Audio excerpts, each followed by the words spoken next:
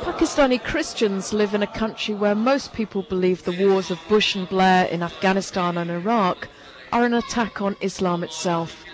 This tiny Christian community is caught in the middle of the clash of civilizations, and the blasphemy laws, they say, are a sword hanging over their heads, an ever-present threat. Campaigners say the old law, which banned insulting any religion, wasn't problematic. But two laws from the 1980s are producing miscarriages of justice. One made insulting the Prophet Muhammad a capital offence. The other made defiling the Quran punishable by life imprisonment. The general level of intolerance has grown a lot in the last 2-3 years. And one reason may be this blasphemy law has brought about more intolerance. This law is so vague, it should be repealed altogether. But we get a lot of opposition from the conservative Islamic extremists. These laws are used to falsely accuse Muslims as well, stresses the Archbishop. It's just that as a community, Christians and other minorities are vulnerable in a way that Muslims aren't. We live in fear. We're among Muslims, so we avoid conflict with anyone who could take advantage and cast the accusation of blasphemy against us. We have to give way, even when we're in the right. The problem with the laws, say their critics, is that it's too easy for false allegations to be made. Here in Faisalabad last autumn, two elderly illiterate Christians, James and Bhutto Masih, were sentenced to 10 years in jail for blasphemy.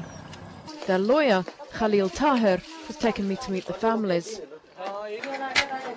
Their problems started, they said, when James's daughter, who works as a maid for a Muslim family, was given a sack of rubbish to take home. They said to me, Nargis, you take these things, 2 broken bikes to fix, and give them to your kids. Some pieces of wood and some waste paper. They said it was rubbish, that I should burn. My dad was going to feed the animals in the fields and he burned the paper. Rumours spread, she said, that he'd burned pages from the Quran. It was their Muslim neighbours who stopped an angry crowd burning down their homes.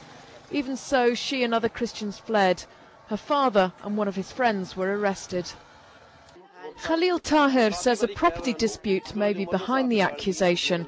He says none of the witnesses were local and he can't imagine how they could have seen anything. He also believes the judge was intimidated by demonstrators.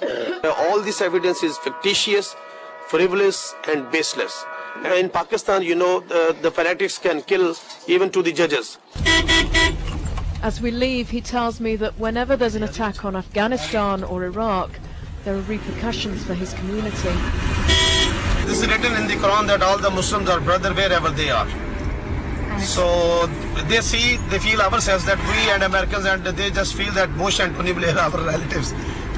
Radical Muslim groups, he says, always agitate for a guilty verdict. One reason possibly why the lower courts rarely acquit. The higher courts almost always uphold appeals because of problems with evidence, but that can mean years in prison as a blasphemer. Shahid Masih's also been accused of defiling the Quran. I got ill with weeping when my son was arrested, says his mother. Shahid was in prison before getting bail. He's now in hiding while he awaits his trial. They arrested me and started to beat me harshly at the police station. Then, when I was taken to jail, I was forced to do sanitary work, and every day when I got back to my cell in the evening, they beat me, the guards and the other prisoners. I was frightened I might be killed. Christians generally are a poor, marginalised community. Many are the descendants of Hindu Dalits, or untouchables, who converted during British rule. Some have made it into the middle classes, but most are still collecting the country's rubbish or working as servants. Muslims are certainly not safe from false accusations either, but almost everyone I've spoken to outside the minority communities say they back the law. It's a difficult issue because they were enacted as true Islamic laws, albeit by the military dictator Zia al-Haq. Thousands of people gave sacrifices for this law. If the government changes it, no Muslim in the world and no child in Pakistan will be able to bear it. We'll oppose this on the street. This is known as a radical mosque, but I wasn't prepared for the apocalyptic nature of people's fears. If the government changes this law and allows the cursed ones to utter any nonsense they like and raise 2 fingers against the Prophet, the Muslims will become emotional and kill people. There'll be chaos. There'll be blood on the streets of Islamabad. It's difficult to imagine 2 more different views. The blasphemy laws are God-given and prevent the intolerable offence of insult to the Prophet, or they're a major cause of injustice. Before Christmas, the government hinted it might change the law, but when I asked the Minister for Justice about this, he objected even to my question. This is direct interference into the internal affairs of my own country and state, which we don't like. We are independent state, we are sovereign, and we don't do anything under any pressure. This is all propaganda and false allegation. This propaganda mainly is being done by the community over here, just that they can get repatriation from here, they can get settlement in abroad, they can get visas.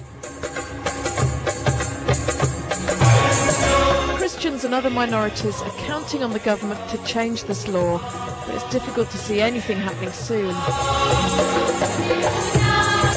The government would have to be prepared to withstand major protests from radical Muslim groups. And they'd need to convince the majority population that they weren't just giving a freedom to blaspheme.